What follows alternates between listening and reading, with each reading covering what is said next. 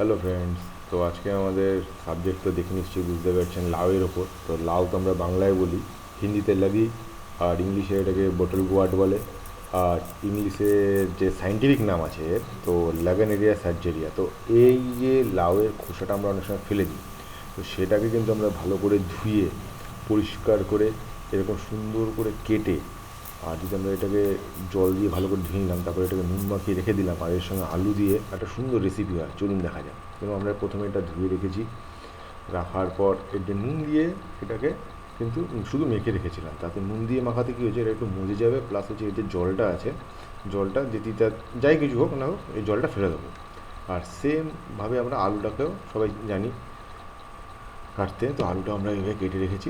এইবার আমরা কী করব, গরম তেলের মধ্যে কড়াইয়ে একটু কালো জিরে দিয়ে দেবো, আর এর মধ্যে একটু পেঁয়াজ আর একটু কাঁচা লঙ্কা যেমন আমরা দিচ্ছি, এরকমভাবে দিয়ে পুরো জিনিসটাকে আমরা হালকা করে ফ্রাই করে নেব। তো চলুন, সঙ্গে থাকুন, দেখতে থাকুন।